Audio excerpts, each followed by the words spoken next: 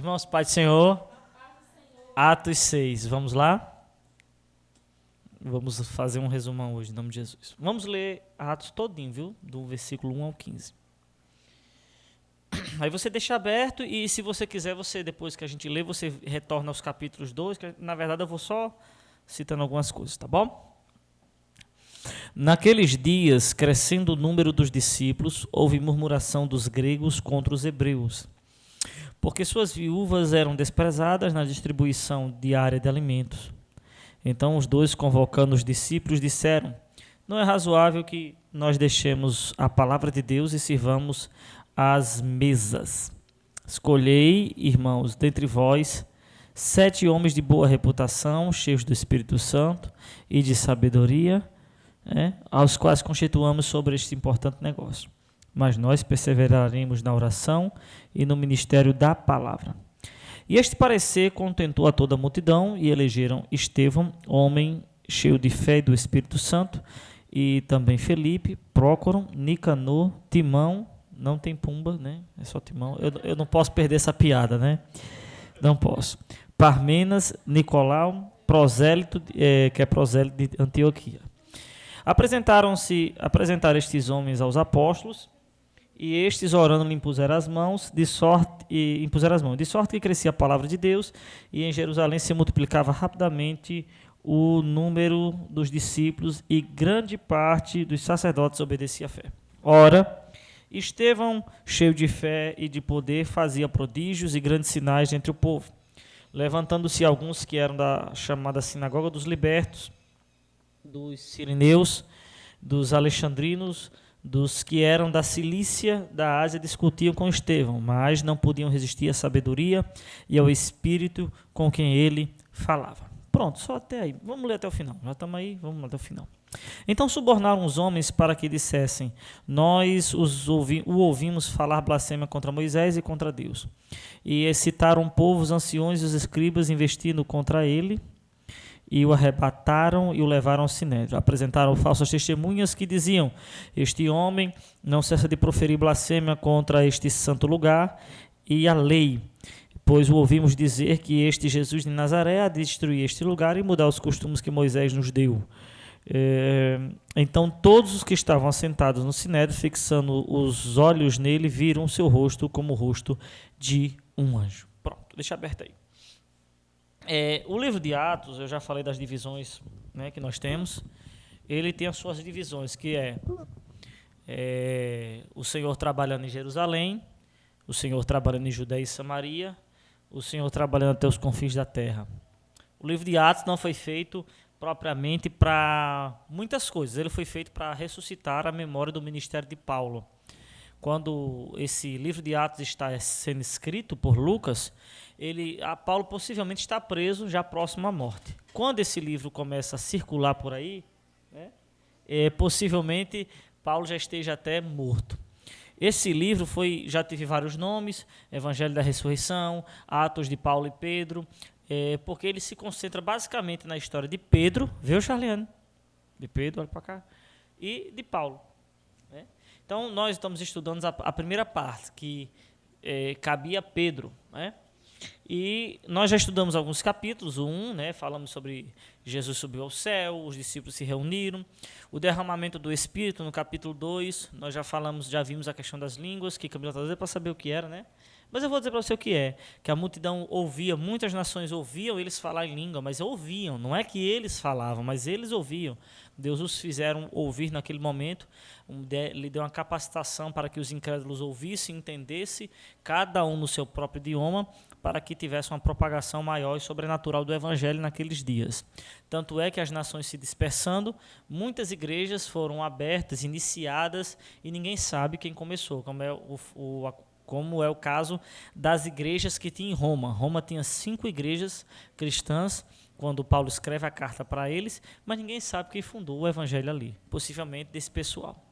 Quando a gente chega no capítulo 3, nós já vemos a igreja se desenvolvendo, E vemos Pedro ainda à frente da igreja. Pedro ainda à frente como pastor da igreja. E eu vou dizer já você quando foi que Pedro fugiu, viu? E como Pedro estava à frente da igreja ainda naquele acontecimento, a Bíblia diz que ele, João, no capítulo 3, vai subir ao templo, passando pela porta chamada Formosa, para orar ao Senhor. Se eu não me engano, 3 horas da tarde, se eu não me engano, era 3 horas, hora nona, se eu não me engano, né? Bom, você confere lá. Deixa eu ver aqui.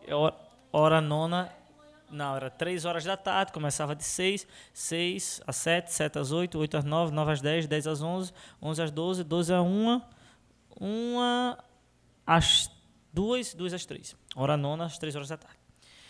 Era assim que eles contavam. E eles iam para o templo orar. Já ali, ele já me mostra alguns princípios. O primeiro princípio é que, mesmo sem ter templos cristãos, o templo era judeu, os discípulos se reuniam no templo também. Então, quando as pessoas dizem, não precisa de templo, a igreja sou eu. É mentira, mentira. A igreja somos nós reunidos, unidos. Sozinho eu sou templo, mas só sou igreja em comunhão. Então, não existe membro fora do corpo. Certo? E é necessário a igreja, né? Até porque na igreja tem muita gente que não presta, e junto com a gente que não presta, exercita a nossa piedade, né? Porque aí você vai ter uma opção. Se você for sujo, vai se sujar mais. Se você for limpo, vai se limpar mais.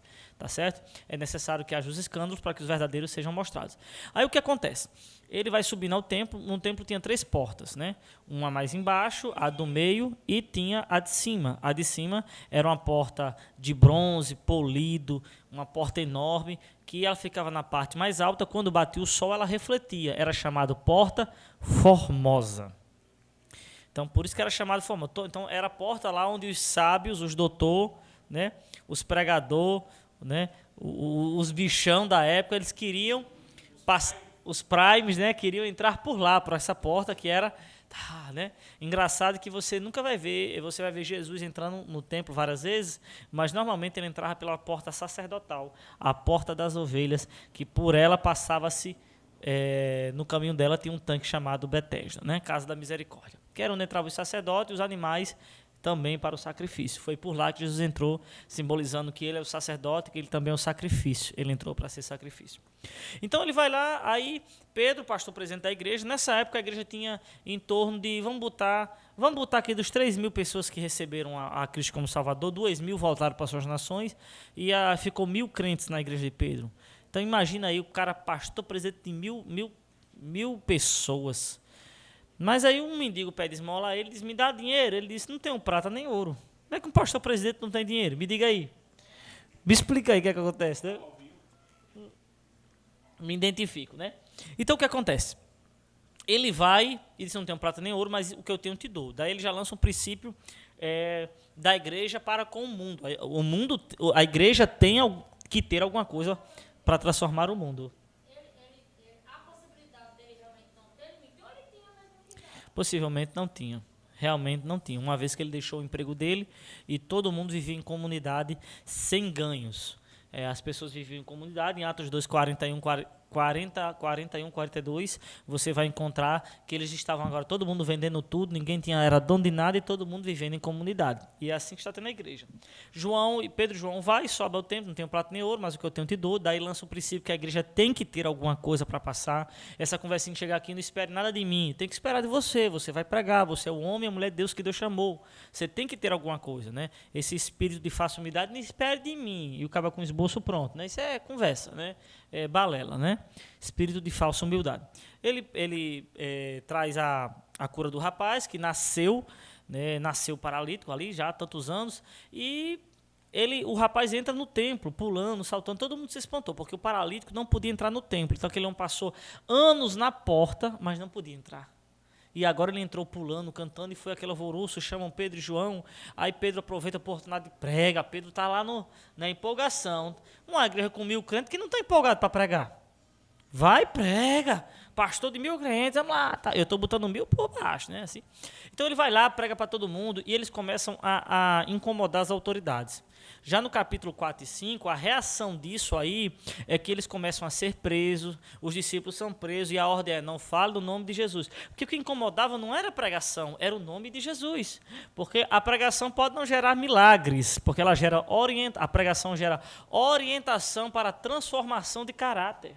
Então, lá fora é proclamação do evangelho para a salvação. Aqui é proclamação da orientação da palavra para transformação e lapidação de caráter. Então, lá fora, proclamação do evangelho. Aqui dentro é pregação, orientação para transformação de caráter. Mas o milagre está em o nome de Jesus. E eles dizem, não podemos deixar de obedecer a Deus para obedecer aos homens. Aí tem muito engraçadinho que quando pega esse texto, diz, obedecer ao meu pastor é só Jesus. Mas ele está falando de princípios, que ele tem um princípio, e o princípio é uma ordem direta de Jesus, e as ordens dos homens estão indo contrário à orientação de Jesus. Então, isso nós temos a palavra. Qualquer orientação fora da palavra, Martinho Lutero disse assim, qualquer ensinamento que não seja bíblico, mesmo que faça chover milagres, ele é do diabo. Ele é diabólico, ele é heresia. Então, a orientação está na palavra. Se o pastor, se o irmão ensinar algo fora da palavra, ou pior, que vá contrário à palavra, aí é heresia, é diabólico, é maldito. Então ele está dizendo, mais importa obedecer a Deus do que os homens, no sentido dessa orientação. Quando eles começam a ser, eles são presos, milagrosamente eles são presos, aí à noite está lá, quando vão de manhãzinha buscar ele, o anjo do Senhor já tinha libertado eles, e o sinédrio, as autoridades ficavam perturbadas. Quem esses homens? De onde foi que eles veio? Como é que eles conseguem esses milagres, essas maravilhas, tudo aí? Ficavam perturbados. Os discípulos ficaram felizes por poder estar sendo perseguido, oraram, o lugar se moveu, tremeu, foi um negócio extraordinário. Então eles começaram a se alegrar e eles começaram a incomodar as autoridades da sociedade. E isso é o evangelho. O evangelho não é para protestar, mas é para manifestar o reino. Então, às vezes a gente se preocupa só em protestar e não manifestar o reino de Deus. Então o que acontece? A gente tem o título de protestante, né, mas não conseguimos manifestar o reino de Deus. Então, eu vou e digo que está errado, mas eu nem mostro o caminho certo, nem faço o que é certo. Né? Tem um pregador na internet aí que só faz descer a ripa, ele tem raiva da igreja, ele desce a ripa, mas ele não manifesta o reino nem mostra o caminho para seguir. Então, nós não temos que só protestar, por assim dizer, mas mostrar o caminho, manifestar o reino. Quer saber como manifestar o reino? Vá para a escola do reino que vai ter esse ano, tá bom? Só para você saber aí, viu? Uma das matérias, um dos módulos é esse, manifestando o reino, tá bom? Muito longo, viu, irmão? Vai ser mais de 100 horas de aula, vai ser bem bacana. Bom, aí já fiz a propaganda, agora vamos continuar, né? E no capítulo 4, eles mexem tanto com as autoridades que eles se reúnem e eles não têm o que fazer. Aí se levanta um grande mestre em Israel, por nome de Gamaliel, que, se eu não me engano, ele é neto de um grande outro homem chamado Reuel, se eu não me engano, não me lembro o nome do avô dele. Gamaliel se levanta e diz assim, irmãos, vamos deixar esse pessoal em paz, porque pode ser que se a gente está lutando contra Deus, né? Se for de Deus essa obra, ninguém pode fazer nada. Agora, se não for, vai se desmanchar, vai acabar, não vai existir, não vai ficar nada, nada. Mas se for de Deus, não vamos lutar contra. Com isso cessou, e os discípulos vão para casa, feliz e tal. E a comunidade cresce, aumenta mais ainda. Só que o que acontece? Eles têm aquele princípio bíblico que é correto, mas os motivos que os discípulos usavam era errado. Eles viviam em comunidade. Então imagina aí, 1.000 discípulos, 1.500 discípulos vivendo em comunidade. A maioria de manhã, de tarde, de noite, juntos, comendo, tomando café. Os judeus só tinham praticamente 2 refeições, né? A da manhã e do final da tarde. Então, comendo junto todos os dias. Irmão, quem que aguenta? Não tem condição de aguentar. Se arruma de gente, um momento ou outro ia se estranhar. Só que no momento eles estavam lá. E por que eles estavam em comunidade? É correto vivermos em comunidade? Sim, só que com limites, né? Com limites, porque Provérbios vai dizer, retira o pé da casa do teu vizinho para que não te aborreça de ti, porque é melhor um vizinho perto do que um amigo longe. Então tem princípios de relacionamento, só que os discípulos lá estão muito empolgados. Os discípulos estão muito empolgados, eles estão ainda muito, muito verdes na fé, por assim dizer. Eles nunca tiveram uma experiência dessa, eles não sabem o que é isso. Então, eles estão cometendo um erro. Por exemplo, se você pegar alguns capítulos, a maioria dos discípulos, quando ganhava alguns para Jesus, o que é que eles faziam logo? Batizavam nas águas. Porque para eles, se não fosse batizado, o próprio Pedro vai repetir várias vezes, tem que ser batizado para remissão de pecado. Só que o batismo já não era para remissão de pecado, mas Pedro estava lá. Princípios que eles foram melhorando. Mas eles não sabiam tudo? Não. Tanto é que no capítulo 15 de Atos, que nós não vamos dissertar sobre ele, mas no capítulo 5 eles tiveram que se reunir para saber quais os usos e costumes seriam deles e seriam dos povos gentios. Então eles estão cometendo erros constantemente. Se esse povo comete erro, quanto mais nós aqui na Missão El Shaddai, né? Quantos erros de administração cometemos e vamos cometer inevitavelmente. Aí o que acontece? Eles estão vivendo em comunidade e tem que se manter. O que é que eles fazem? Vendem propriedade, vendem posses, animais, e eles vão dizer que ninguém era dono de nada, todo mundo juntava tudo e aquela coisa toda, e eles dividiam. Eles depositavam aos pés dos apóstolos. Um dia desse, eu estava vendo um cara lá no TikTok, né? Um cachaceiro, um cara que diz que é pastor, formado, um cachaceiro sem futuro. Um cachaceiro sem futuro. Que ele gosta de pregar que pode beber, não precisa dizimar, não precisa congregar, não precisa nada. E ele disse lá, eu nunca vi os apóstolos pedindo dinheiro, ofertar. Claro. Por quê? Escutou? Por quê? Porque não precisava. Por que não pedia? Porque não precisava. Porque os judeus e os gregos têm uma cultura de generosidade e de ofertório. Eles têm uma cultura disso. Um judeu, ele dizima o ano todinho, ele dizima o 13º salário, e depois ele junta tudo que ele dizimou do ano, ele faz a conta, e ele faz uma perspectiva do quanto ele quer dizimar no ano todinho que vem, e no final do ano ele dizima do ano que passou e do ano que vai vir, e no resto do ano continua dizimando. Então, por isso que os judeus é 1%, menos de 1% da população mundial, mas é o povo que mais obtém riquezas e mais ganhou prêmios Nobel da Paz. Bom, então eles estão nesse princípio. Então você vai encontrar Barnabé, né? Barnabé, que ele era um levita da tribo Levi, não é que ele levitava nem cantava, ele era um levita da tribo Levi, e um levita, por lei, não poderia ter nenhuma posse. Ele não podia ser dono de nada, um levita. Traz água para mim, Charlene, por favor. Ou o Sérgio, que já está em pé, não sei, qualquer um dos dois. Trazendo água tá bom. Ele era um levita. Aqui, ó, pega aqui. Ele era um levita, e o levita não podia ter posse de nada. Meu Deus, estão com medo de passar na cama, né? Só que aparece. Então, ele não podia ter posse. E o que é que ele faz? Ele tinha uma posse. Quando ele se converteu ao evangelho, ele vai, Barnabé, pega a posse, vende e entrega aos pés do apóstolo todo o dinheiro. Os discípulos viram isso, algumas pessoas, e não quiseram ficar por baixo. Pode vir até aqui, Charlene, não tenha medo não, viu? Pode vir aqui, viu? Tenha medo não. Não tem problema não. Ó, passa aqui do mesmo jeito, ó. Tá vendo? Mesmo jeito. Então o que acontece? Eles vêm e tem discípulos que não querem ficar por baixo, né? Acho que na igreja de vocês devem ter algum que é assim. Eu fiz isso, aí o cara vai dizer, eu fiz 2, eu fiz 3, não, porque eu sou mais, né? Tem isso por aí. Aí apareceram 2 atribulados que não quiseram ficar por baixo. Safira e Ananias. O homem era muito sem vergonha e a mulher era perfeita para ele, porque era pior. Então o que a Bíblia vai dizer? Eles vendem uma herdade e para aparecer, porque eles não precisavam disso, eles chegam ao apóstolo Pedro e diz assim, tá aqui, e deposita o dinheiro. Aí Pedro vai e diz assim, eles dão uma parte do dinheiro e retém a outra, mas diz para Pedro que o valor foi aquele que entregou. Um exemplo, digamos que ele vendeu por 5.000, mas ele foi e disse, rapaz, só peguei 3 na propriedade, pega os 3, está aqui todinho, para todo mundo ver, eu estou ofertando aqui, ó, tá 3.000, todinho, fiquei com nada. Mas na verdade não foi. Aí Pedro olhou e disse assim, rapaz, por que Satanás encheu teu coração para mentir? Tu não mentiste para mim, mentiste ao Espírito Santo, tu vai cair morto agora. Aí ele, caiu no chão. Eu estou orando para Deus me dar essa unção. Para quando eu for falar de oferta e dízimo na igreja, Deus me dá essa unção. Deus me dá essa unção. E aí, irmão? Não, pastor, eu não tenho condição, porque está muito apertado lá em casa. Não tenho... caiu no chão. Junta. Eu vou até fazer um convênio, quando Deus me confirmar essa unção, fazer um convênio com a funerária, né? Que o que tem de crente mentiroso, que nunca tem condição para ofertar e dizimar na igreja, mas tem para tantas coisas, né? Ele gosta, né? Enfim. Então, eu estou orando por essa unção. Aí ele cai e morre lá. Eles tiram ele, botam no sepultam lá, tal. Aí chega a mulher. Ela chegou e disse, Ananias, a gente vendeu a propriedade, viu? Quero testemunho. Eu estou contextualizando. Irmão, eu quero dar um testemunho, viu, irmão? Qual é o testemunho? Não, irmão, contextualizando. Que a gente vendeu a propriedade, graças a Deus vendemos e está todinho aqui. Mentiu também.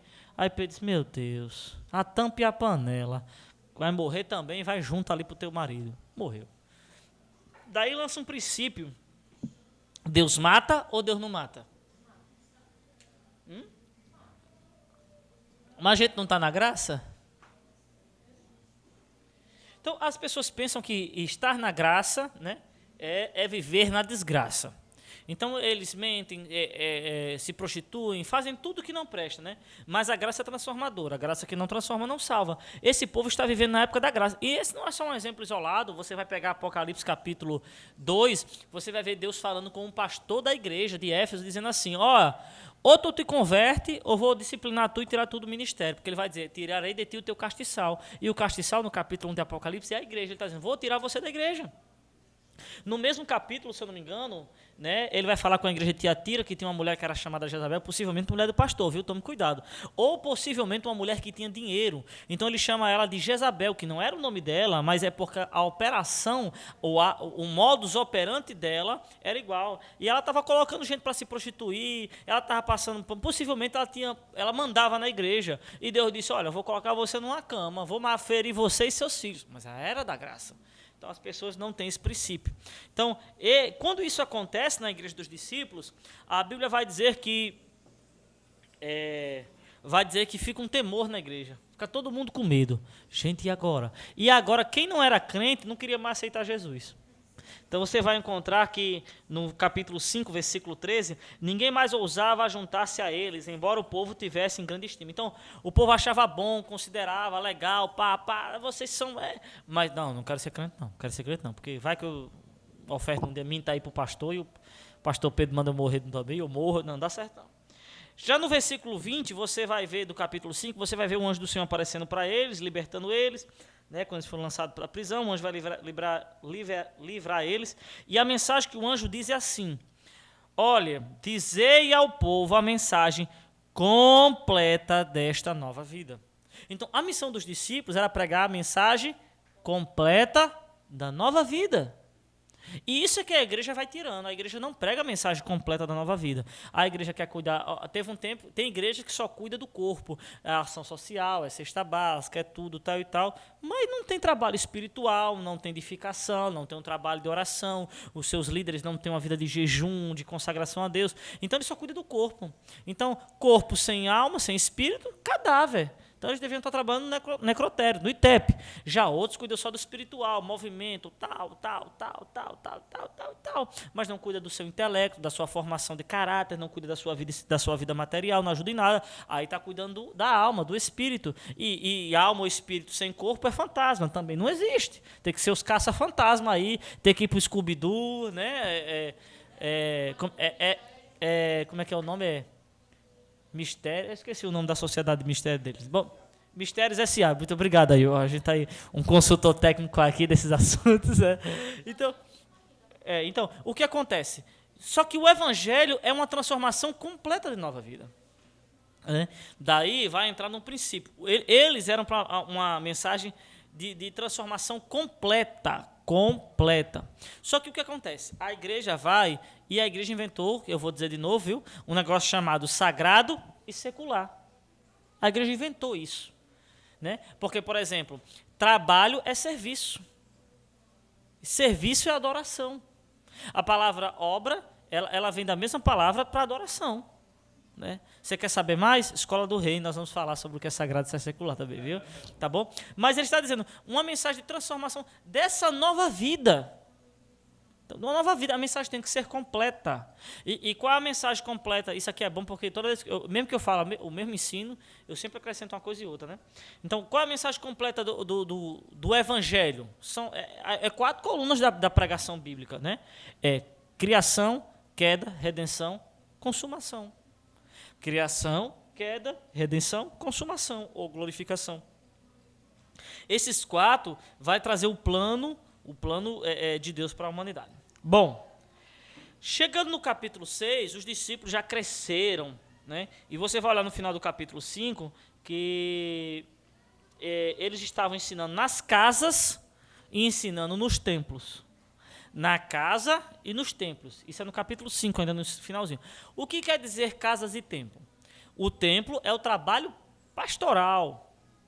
Tal. E as casas é o acompanhamento pastoral.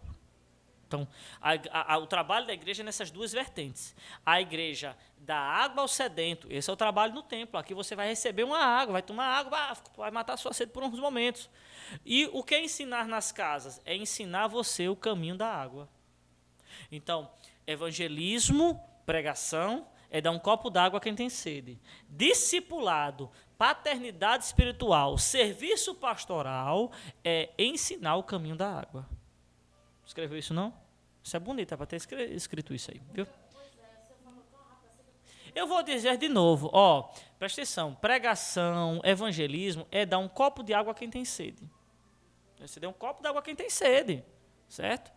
Você deu um copo de água a quem tem sede. E já o trabalho pastoral, discipulado, paternidade espiritual, que inclusive, já vou fazer a propaganda do meu livro, viu? Somos os filhos e somos os pais, viu? Tá certo? E o lançamento vai ser na Escola do Reino, viu? Faça a sua inscrição. Só você saber. É justamente a paternidade, é ensinar o caminho da água. É ensinar o caminho da água. Tá bom? Então, Jesus é interessante. Jesus procurava quem tinha sede. Aí ele disse, aquele que tem sede, venha. Quem tem fome, venha. Então, ele procurava quem estava sedento. É por isso que ele vai dizer, não é nada de predestinação, que ele vai dizer, ninguém vem a mim se o Pai não enviou. Ou seja, alguém, Deus, eu estou com fome, eu preciso de salvação, libertação. Aí Deus disse, siga o meu filho, siga meu filho Jesus. Pode seguir o meu filho Jesus. Então, é assim que o Pai envia, não é uma predestinação cósmica do pré-universo, enfim. Bom, vamos lá. Isso é para outro dia, né? Isso é para outro dia, né? É porque a Bíblia é muito simples de se entender. Qual é o problema? Os caras vão primeiro fazer um curso teológico muito complicado para ter um anel, um diploma. Os caras vão escutar fulano, A em B, em vez de primeiro ler a Bíblia que eles compraram ou ganharam. Se você ler primeiro a Bíblia, você não vai ter embaraço, porque ela está aqui para se explicar. Ela está aqui para dizer tudo. Ela mesmo se explica. As pessoas que complicam aí, tá bom? Aí vamos lá. Aí, crescendo o número de discípulos, muita gente, esse discipulado, já quando vai falar o número de discípulos, quer dizer que as pessoas já estavam sendo consolidadas, confirmadas, firmadas. Porque uma coisa é ser multidão e aceitar Jesus, outra coisa é ser discípulo, né? Ser discípulo já é diferente, já é uma coisa mais próxima e tal. Então, eles vão crescendo. E o que acontecia? Como eles viviam em comunidade, as pessoas depositavam dinheiro aos pés dos apóstolos, os apóstolos distribuíam diariamente para os órfãos, para as viúvas, para os necessitados, para os estrangeiros, e assim ia. Eles distribuíam entre si.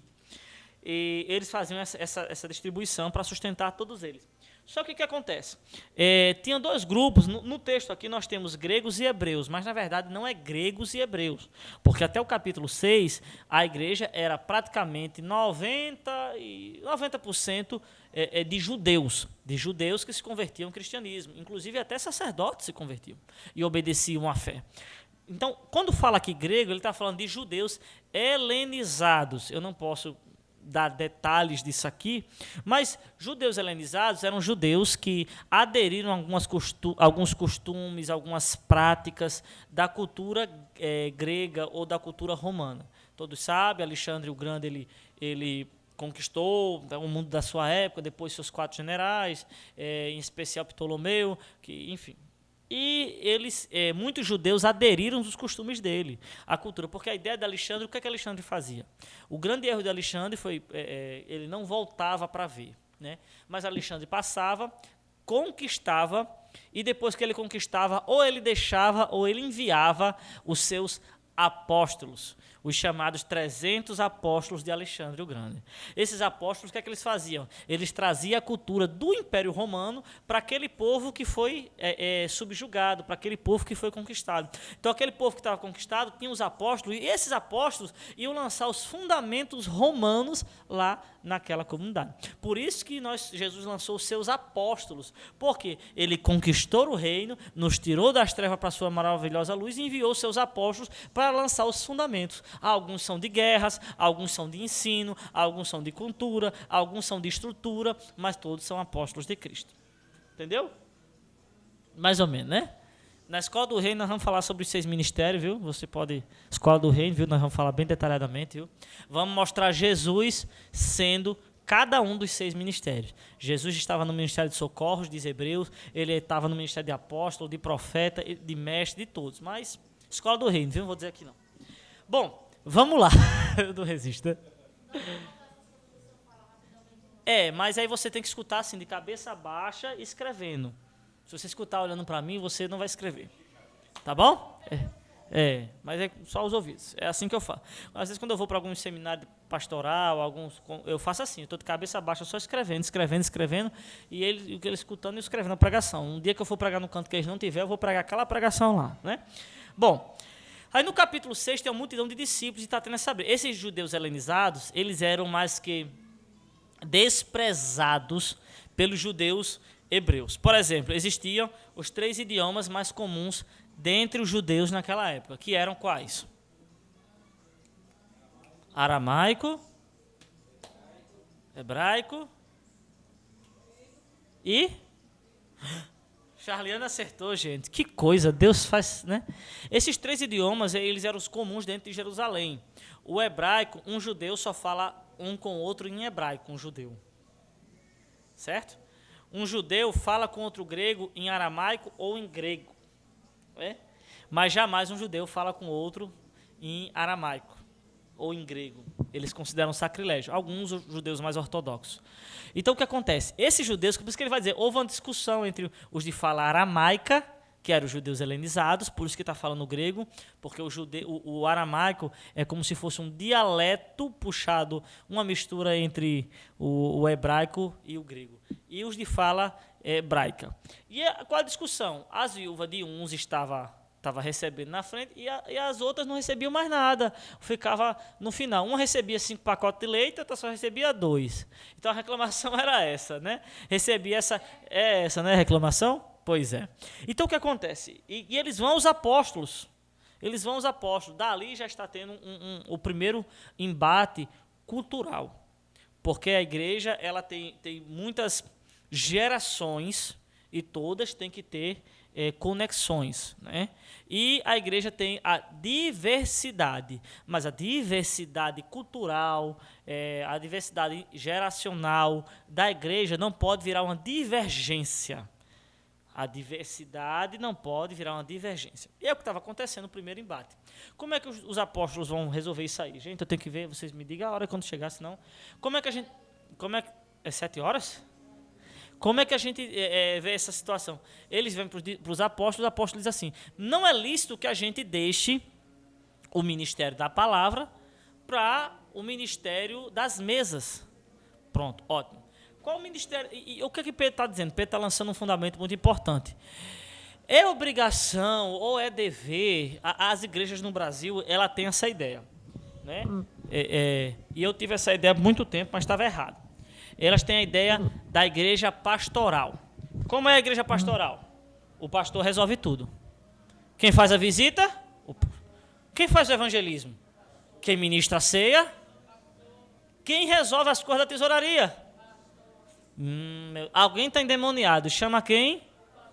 O pastor. Né? Pastor. Tudo pastor. Né? Que a bênção é apostólica, não é pastoral, né? Mas é o pastor. Então, só que Pedro está lançando um fundamento, dizendo assim, eu não posso deixar de ir para a oração e para o ministério da palavra para servir as mesas. É indigno? Não é indigno. Não é isso que... Pedro vai até dizer, esse assunto é importante na mesa, mas vamos colocar outras pessoas e nós vamos dedicar a oração e a palavra. Então, qual é o primeiro princípio? A divisão de trabalho. Pastor não foi feito para fazer tudo. Né? Existe a diversidade de dons. Aí, essa semana que passou, um endemoniado, uma pessoa que está com a mulher endemoniada, mas ele, né, me pediu para ir lá, para orar, tal. Eu disse ele que iria ver, que poderia fazer, tal. Mas meu tempo é muito pouco e eu mandaria um casal. Ele disse, não, porque tem que ser alguém mais experiente, tal. Se o senhor não puder, eu chamo outro alguém, tal. Eu disse, também, faça como você quiser. Porque se não cabe os meus filhos, não cabe eu. Onde não cabe o filho, não cabe o pai. Se meus filhos não podem ir representando, ele não está desconsiderando só os meus filhos, está desconsiderando o pai que ensinou a eles. Então, não vou. Não cabe o filho, não cabe o pai. Então, Pedro está ensinando um princípio. Qual é o princípio? Tem divisão de trabalho. Meu trabalho é lançar os fundamentos aqui com você. Qual é o meu trabalho aqui na Missão Shaddai? Meu trabalho é um trabalho apostólico. Qual é o meu trabalho apostólico? Lançar os fundamentos, preparar vocês, orientar, encaixar e não deixar vocês se matarem. Esse é meu trabalho, esse é o trabalho apostólico. certo? Quando vocês estiverem maduros na fé suficiente, vocês vão para outro lugar e vão fazer o mesmo trabalho que eu, e eu vou continuar sendo pai espiritual, pai na fé de vocês. O meu trabalho é esse, meu trabalho é lançar fundamentos, encaixar vocês, preparar e evitar que vocês se matem. Né? Uma igreja que não tiver um trabalho pastoral, é muita morte que tem, né? Um trabalho apostólico, perdão. Então, ele vai lançar. Então, o que ele vai lançar? Ele vai lançar os primeiros diáconos, servos, mordomos. Né? E o que é interessante, para que foi feito o diácono aqui? Para que foi feito? Para servir, para fazer a visita, o evangelismo e o trabalho social. O trabalho de ASG. Não é uns diáconos que tem por aí que acham que ser diácono é sentar no púlpito com a galera, eu sou diácono. Não, você é um besta. Né? Você é um bebê de ureia. O diácono está para servir. E servir é a essência do evangelho. Jesus, não vou mostrar hoje, mas se quiser ir para a escola do reino eu mostro. Jesus foi o primeiro diácono da era cristã. Está na Bíblia. Jesus foi diácono. Certo? Então, as pessoas não entendem. Né? Quem não serve para servir, não serve para nada. Né? Madre Teresa de Calcutá. Ela disse, quer se sentir importante nas coisas de Deus? Pegue uma vassoura e varra. Ela diz, tudo que você fizer é como uma gota d'água no oceano, mas o oceano seria menor se faltasse uma gota d'água. Serviço. E serviço é adoração. Eu sou levita. Vim cantar. Irmão, quero que você fique na... Não, porque eu sou levita. Né? Irmão, não, isso não é levita. Nem levita dos tempos bíblicos, dos tempos do Antigo Testamento, é do Novo. Não é nada. Isso é um amostrado, um exibido, né? Que nem canta essas coisas todas, mas acha que canta, né? Então, não é assim, nem canta essas coisas, mas acha que canta, né? Enfim. Então é um exibido. Eu acho que a escola do rei não vai dar certo isso, talvez. A escola do rei, né? Entendeu, irmão? Então, assim, essas pessoas não sabem o que é evangelho.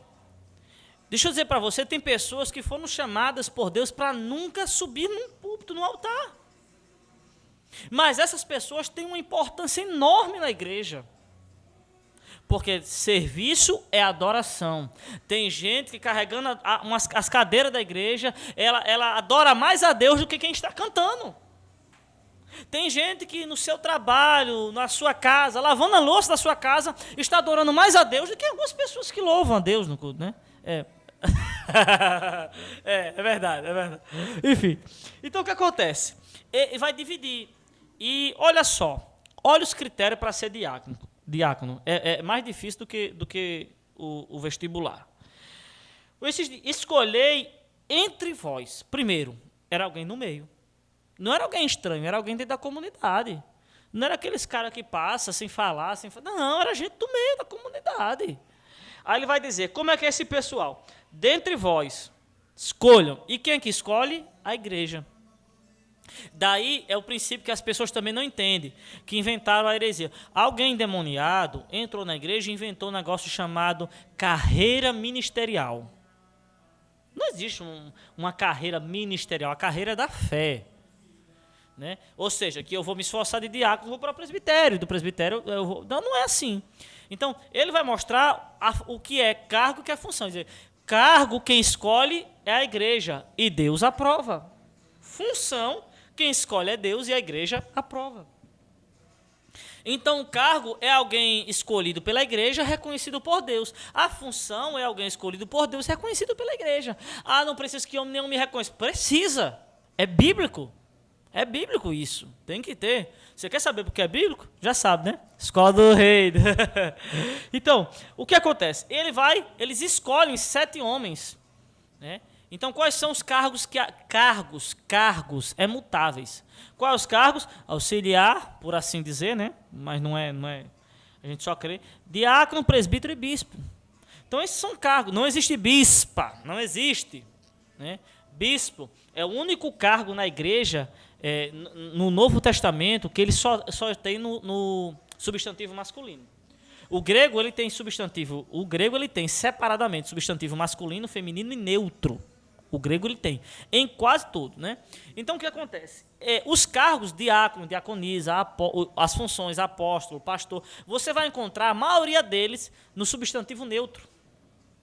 Mas bispo você só encontra no substantivo masculino. Certo? No substantivo masculino. E você vai encontrar no Novo Testamento, eu já dei uma palhinha algumas vezes, no Novo Testamento nós vamos encontrar na Bíblia, temos presbíteras, temos diaconisas, temos apóstolas, temos pastoras, temos cooperadoras, né, que poderia ser os auxiliares, né?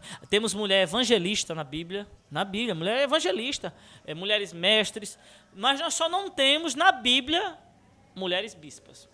Nem no dicionário, se eu não me engano, não tem bispa, né? Parece que é outro nome, episcopas, enfim. Bom, mas não, biblicamente não tem. Se tiver no dicionário, mas na Bíblia não tem. Natal tem. Tem até demais. Então, não existe. Então, existe a diferença. Quais as funções? Função é ministério de socorros, que é o que sustenta os outros. O apóstolo, que é o que toca todos os ministérios. Ele mexe com todo mundo. Ele sabe lidar com os socorros, ele sabe lidar com o mestre, ele sabe lidar com o pastor, sabe lidar com o evangelista, sabe lidar com o profeta. Um evangelista não sabe lidar com o pastor, apesar de estar lado a lado. Por quê? Porque o evangelista está brigando porque a obra é lá fora, mas o pastor a obra é aqui dentro. Um mestre não se dá bem com o profeta. Por quê? Porque o mestre diz que tem que ter mais ensino, e o profeta mais oração. Mas o apóstolo é o único que toca a todos. E o Ministério de Socorros briga com todo mundo, porque são tudo preguiçosos, só querem estar pregando, mas não querem fazer o braçal. Mas o apóstolo é aquele que tem conexão com todos eles, que lidar com qualquer um que vier. Tá bom? E aí nós temos o apóstolo, temos o profeta, na sua visão espiritual, não é o que sai profetizando, que sai... Não, é mais do que isso, é um cara que tem uma visão, é o cara que olha no futuro, que tem uma visão lá para frente. É o cara que, quando o lobo está chegando, o profeta é como se fosse o cachorro pastoral, do pastor, que cuida de ovelhas. O cachorro, ele, pelo cheiro, pela vista, pela audição, ele consegue sentir o lobo antes do pastor.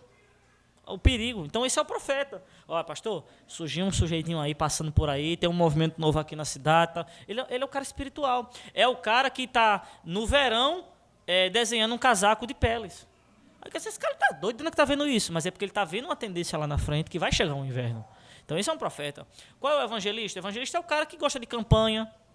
É um cara que, se você botar lá fora, ele ganha alma para Jesus, ele bota a pessoa no braço, ele pega o mendigo, ele agita. Agora passou aqui para frente da igreja, o irmão riu no culto. Isso aqui não é lugar de rir. Ele briga com os irmãos da igreja, ele quer matar os irmãos da igreja, ele não aguenta os irmãos da igreja, porque os irmãos da igreja não prestam, são perigosos, são preguiçosos, tal. Mas lá fora, o amor de Deus, o amor de Deus. Esse é o evangelista, viu? Não, ninguém vai falar aqui de Tamires aqui não, viu, gente? Então, o evangelista, ele tem essa paciência, mas é o chamado dele. Ele pode pastorear? Pode, por um período, para avivar, para movimentar. O evangelista gosta de uma campanha, gosta de um culto, gosta de uma cruzada, ele gosta de modificar, tal e tal. Isso é um evangelista. Aí depois dele vem o pastor é o dedo da aliança, porque o pastor está casado com a igreja. O pastor que tem um chamado pastoral, ele não gosta de ir para as outras igrejas. Ele diz, vão nada, ficar aqui, vai para onde? Esse povo aí, né? O pastor, ele tem medo de gastar dinheiro. Não, gente, como é que a gente vai pagar esse negócio aqui? Não, vamos aumentar. Não, como é que a gente faz? Não sei o quê, tal e tal. Porque ele está assim. E o pastor é aquele cara que tem muitas emoções, né? Porque uma hora ele quer matar esse infeliz, esse cara, a pessoa assim, pastor, estou precisando mesmo de um carão. Aí ele já muda e fica com pena. Minha filha, meu filho, Que é o cara que entra né? Então, é o pastoral. O mestre é o cara que fala e quase ninguém entende. Só quem vai entender ele, no máximo, é o apóstolo. Por quê? Porque o mestre vai falar de coisas difíceis. É o dedinho menor que entra aqui no ouvido. Ele vai falar de coisas que todo mundo... É porque dentro do grego, do hebraico, do aramaico... Amém, igreja? Amém. Termine isso em nome de Jesus, pelo amor da caridade. E ninguém vai entender. Então, eu falei uma vez, deixa eu ver se eu me lembro, que os 6 ministérios estão num acidente de carro. Teve um acidente de carro. Pá! Aí o primeiro que aparece é o socorros. Chega, ajuda. Aí ele vai tentar tirar a pessoa do carro, tal e tal. Aí aparece o pastor. Calma, minha filha, você está me ouvindo, está respirando, quer uma água? Gente, peraí, sai de cima, tal e tal. Esse é o pastor, né? Aí chega o mestre. o mestre sai assim contando. O que você está contando? Olhando para a pista. Não, eu quero ver, calcular como é que foi que esse carro virou aqui. Ele está calculando, é o mestre. Aí vem o profeta e disse, eu sabia que ia ter um acidente aqui, que eu tive um sonho essa semana, um negócio muito ruim. Ele é o profeta. Aí chega o apóstolo, né? Chega o apóstolo. Bora, pessoal, bora afastando aqui, vamos deixando de conversar daqui, vamos, que lá vem a SAMU. A SAMU é o Ministério de Socorros, eu lembrei agora, viu? Ministério de Socorros. Vamos lá, que lá vem a SAMU. E por último veio o evangelista. Ó, meu filho, Deus te livrou dessa. Se tu tivesse morrido sem Jesus, tu ia pro inferno. Tu aceita Jesus, porque a salvação está aí. Deus te deu esse livramento porque tem uma obra na tua vida. Um acidente de carro, os 6 ministérios. É assim que funciona. Boa essa, né? Melhor ainda vai ser aonde? Escola do Rei, né? Tá bom? Então vamos lá.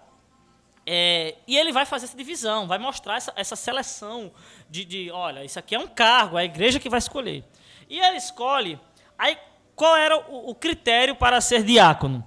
Hoje em algumas igrejas é só você vir de gravata todo culto, não faltar um domingo de terno e gravata, dizimar direitinho e sempre dizer, pastor, estou aqui porque daí vinha.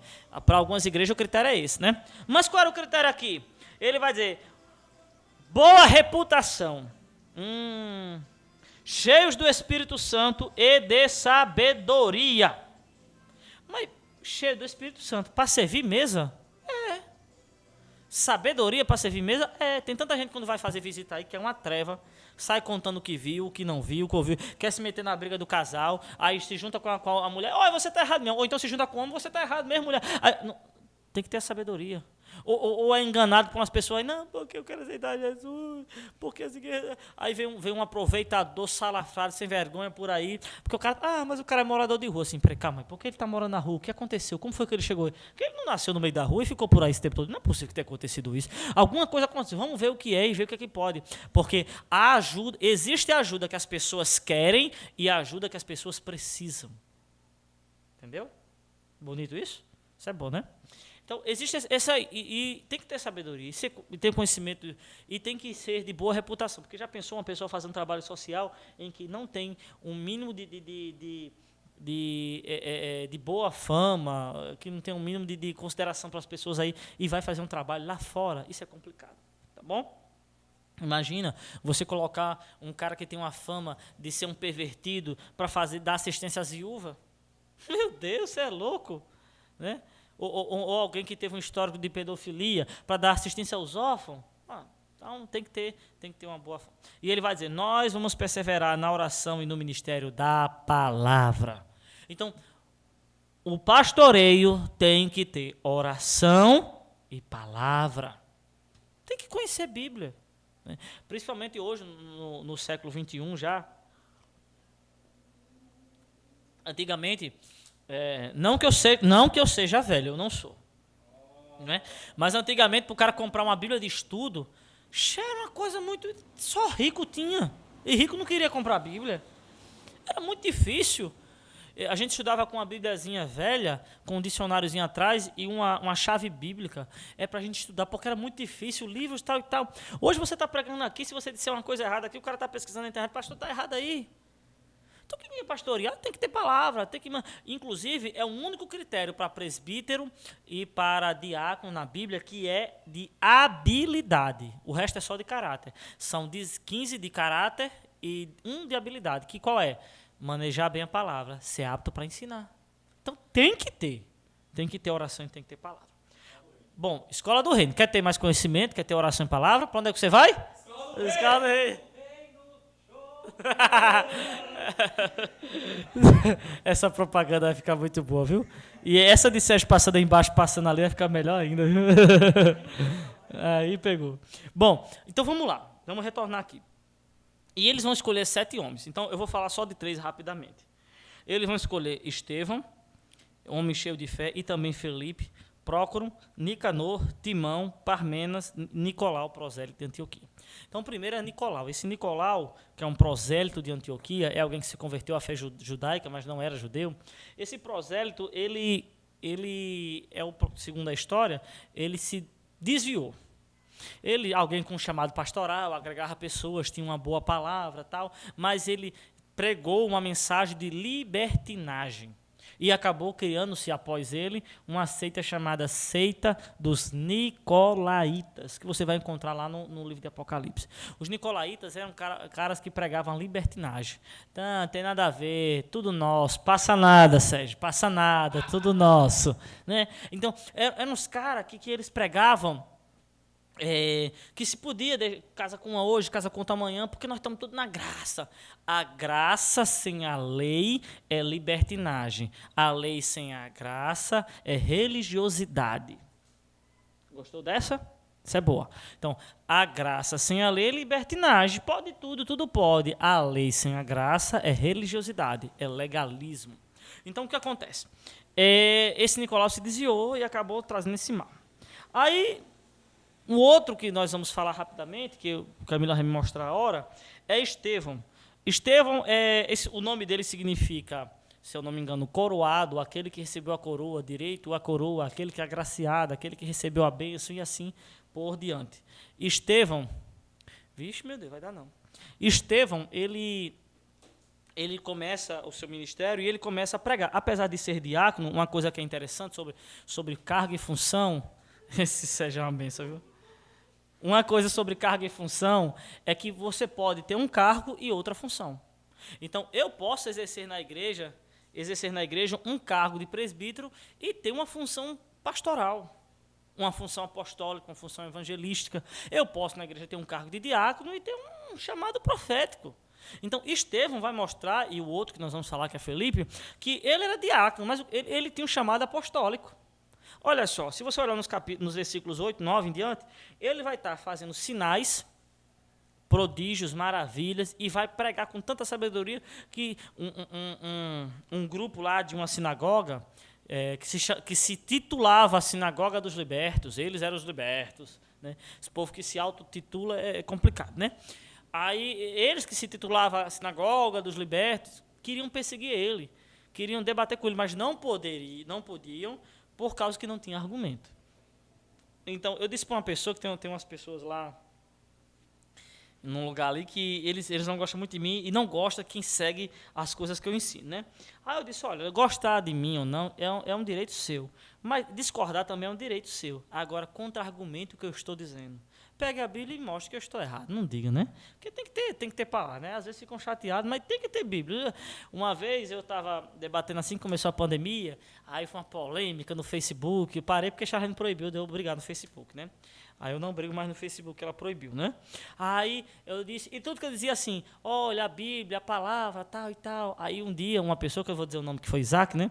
Disse, tudo esse homem é Bíblia, é a palavra, mas aí só arrumou confusão. Aí eu botei embaixo, confusão não arrumou eu. Confusão arrumou Paulo, arrumou Jesus. Jesus foi até crucificado, porque vinham contra ele e ele pregava a palavra. Então, você reclamar é fácil, eu quero que você contra-argumente. Quero que você diga, quero que você fale.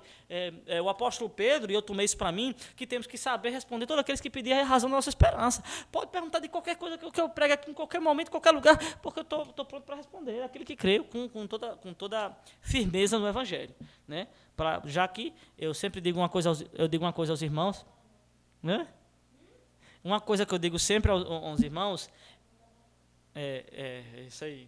Uma coisa que eu sempre digo aos irmãos, que a Bíblia que eu tenho em casa não é de enfeite. Não é de enfeite. Ela é usada lá em casa. Não só para leitura, como para a sua prática. Bom, então não conseguiam rebater Estevão. Ora, um diácono, com tantos argumentos bíblicos que ninguém conseguia rebater. Hoje a gente tem pastor que é uma vergonha. Temos aí uns teólogos, achólogos, até logos, né? Tudo que é logos, né? Que não sabe, né? Quando eu começo a pregar sobre batismo, sobre ceia, da maneira bíblica, não entende.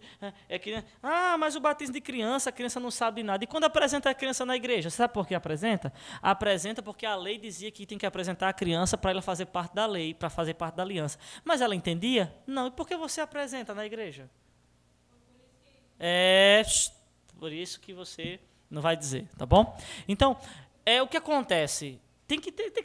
Então, tem uns pastores, uns teólogos que vão a título de diploma. Um dia desse eu estava contando mais, Sérgio, alguns certificados de diploma que eu tenho para resgatar, que eu nem resgato. Eu tenho uns 15 a 16 diplomas e certificados por aí. Não me faz falta nenhum. né? Não me faz falta nenhum. Né? Então, é necessário ter. Então, está aqui um diácono com argumentos para rebater uma sinagoga inteira. Aí, eu e você, temos isso aí? Fica no ar, né? Bom, vamos lá. Então, ele está lá e as pessoas ficam injuriadas, chateadas com ele.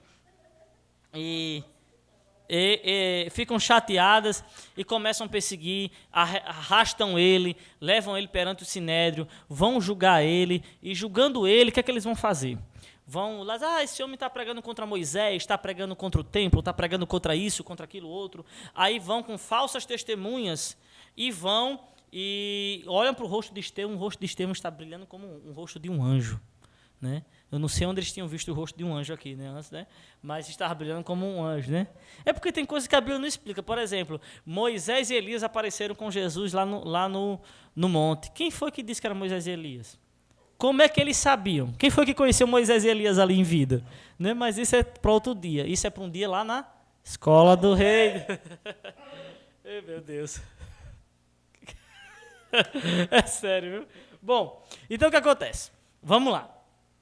E levam ele, e ele vai fazer o que para mim é uma das maiores exposição do Antigo Testamento.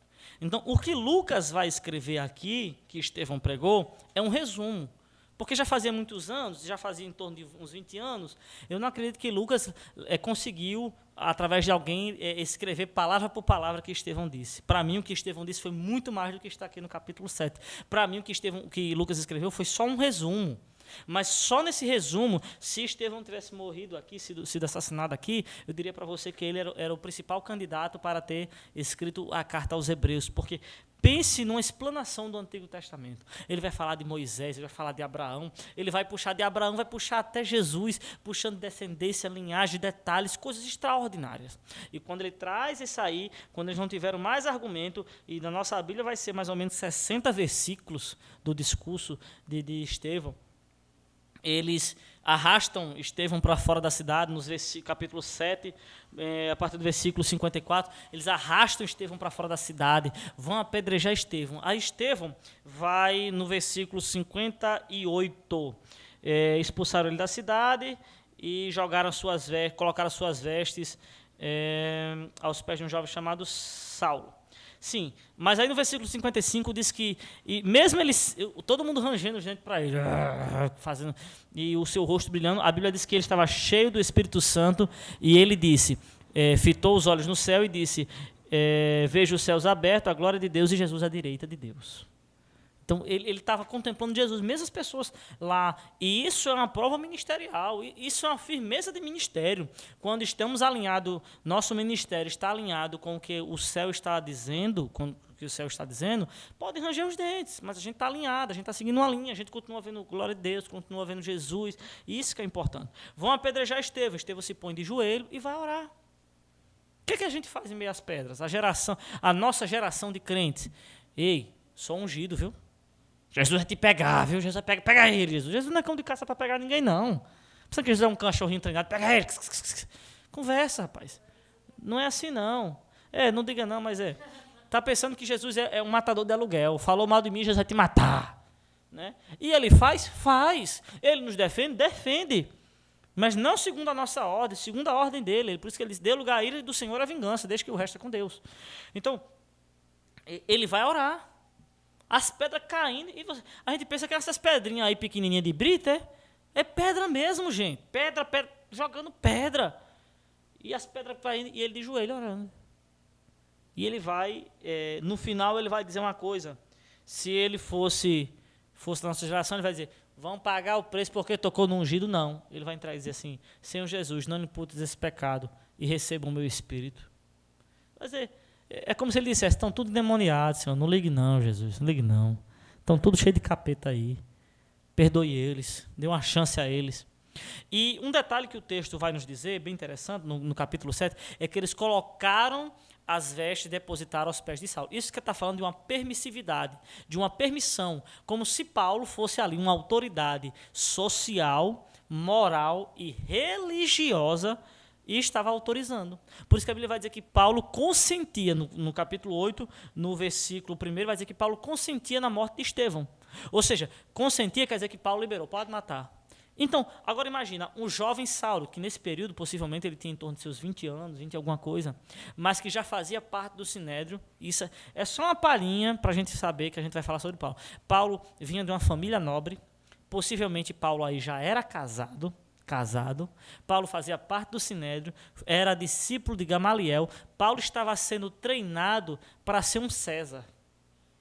Paulo era um homem que entendia de guerra, de guerrilhas. Paulo era um homem que era estudado. Ele foi criado para ser um César, Paulo. Para ser o maior líder, para unir religião e governo. Ele que seria, se fosse na época, o primeiro papa da história lá, se fosse o período da Igreja Romana. Então, é extraordinário, né? Você quer saber mais? Aí não vai ser Escola do Reino, não, vai ser na outra quarta, viu? Mas na Escola do Reino também, viu? Tá bom? Então, vai lá. Aí no versículo 8, vai falar, no capítulo 8, vai dizer que Paulo consentia na morte de Estevão, e naquele dia que mataram o primeiro, vão matar o resto. Eles saíram caçando gente por aí, batendo, arrombando as portas, puxando das casas, prendendo, jogando na prisão, matando, dando surra, num dia só. Agora me diga aí, nessa fase, aqui no capítulo 8, a igreja já tinha mais ou menos 8 anos. A igreja aqui já tinha mais ou menos 8 anos. E nesses 8 anos, porque até então aqui vai sendo praticamente cada capítulo um ano, quase que um ano. Só no capítulo 9, que em alguns versículos nós vamos pular 4, 5 anos, de um versículo para o outro. A gente vai estudar quando for estudar sobre Paulo. Então, mas até então aqui é quase que um ano por capítulo, quase que isso, quase. Então aqui a igreja já tinha mais ou menos 8 anos, a igreja. Já tinha uns 8 anos. Então a igreja já tinha de 5 a 10 mil discípulos. De 5 a 10 mil discípulos. Né? E Sérgio e Marcelo não podem dizer não, né? Que eles já ouviram. No dia da perseguição, você sabe quantos crentes ficou, Camila? Não? Olha aí no capítulo 8. Você sabe, Charliane? Olha aí no capítulo 8. Capítulo 8, versículo 1. Também Saulo consentia na morte dele, e fez-se naquele dia grande perseguição contra a igreja que estava em Jerusalém. E todos foram dispersos pelas terras da Judeia e da onde? E de Samaria, exceto os apóstolos. Exceto os apóstolos. Então, vamos botar 5 mil crentes. Ficou quantos crentes na igreja? 12. Então imagina aí, uma igreja com 5 mil, num dia só, ficar só 12. Decepção, dá vontade do pastor se matar, né? É nesse período que Pedro vai sumir da presidência da igreja. Pedro vai sumir da presidência da igreja nesse tempo. E você vai ver a partir... Pedro só vai aparecer agora no capítulo 10, por assim dizer. Ele vai aparecer aqui, né? Nós vamos já falar dele, ele vai para Samaria. Aí depois desse período aqui, ele some, só aparece no capítulo 10, já em outro lugar. Em Jope. Aí capítulo 11, capítulo 12, some, desaparece. Quem que aparece liderando a igreja em Jerusalém depois disso? O bispo Tiago. Irmão de Jesus, que escreveu a carta de Tiago. Mas isso é para outro dia.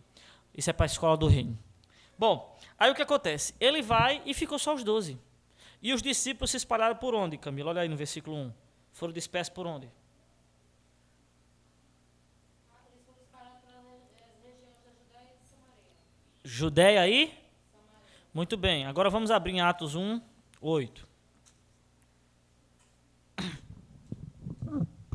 Atos capítulo 1, versículo 8. Eu estou já encerrando, que eu não sei mais a hora.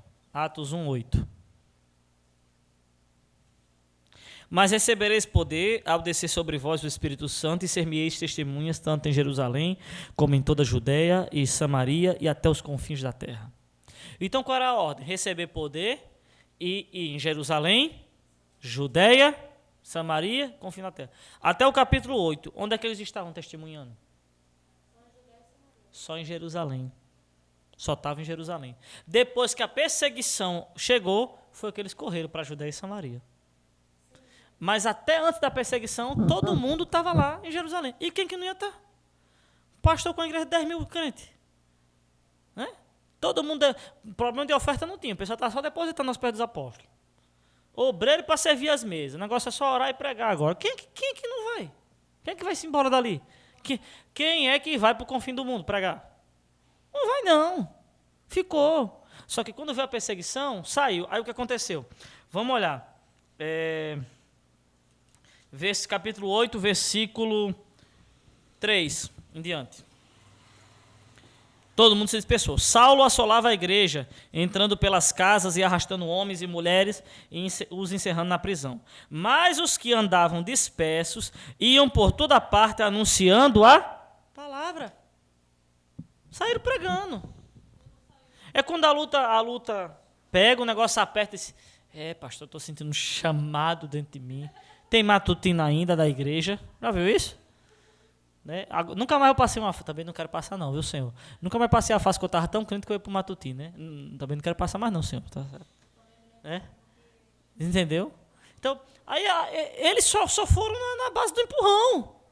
Deus os empurrou para o propósito. Deus os empurrou para o propósito.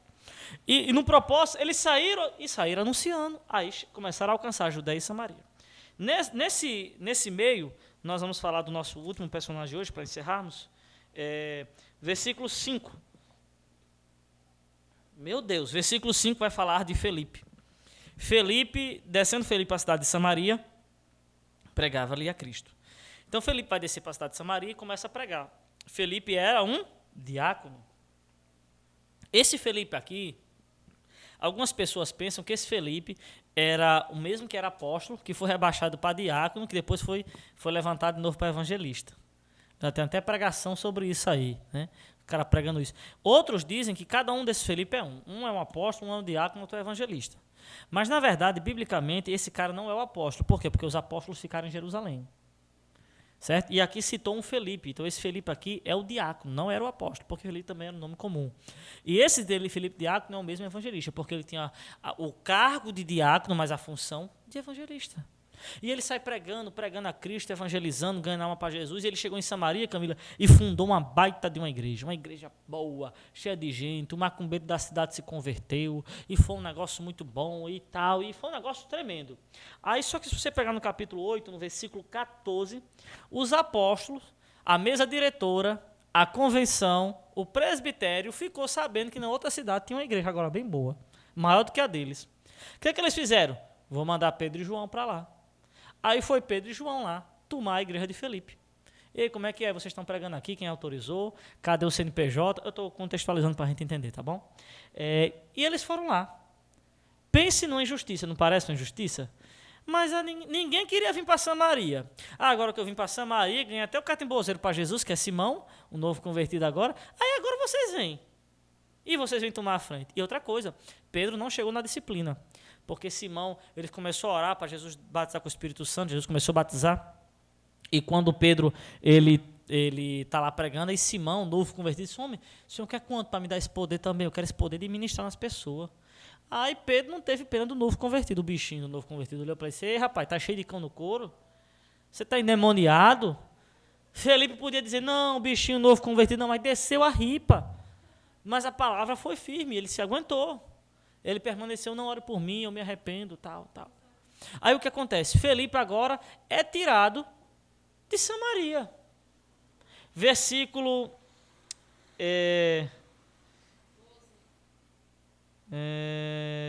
25. 14, os apóstolos chegaram lá. 14 chegaram lá. No versículo 25, os apóstolos voltam para Jerusalém, e muitas aldeias dos samaritanos anunciaram o evangelho e tal. E ali já começa. Mas Felipe já não era mais o pastor. O que acontece? No versículo 26, está passando um eunuco, e o anjo do Senhor, versículo 26, o anjo do Senhor disse a Felipe, levanta-te e vai para a região sul, ao caminho que desce a Jerusalém para Gaza, que está deserta. Levantou-se, foi no caminho e viu um etíope, eunuco, e alto funcionário de Candace, rainha dos etíopes, o qual era superintendente de todos os tesouros e tinha ido a Jerusalém para adorar. O cara era um cara da alta, era um ministro.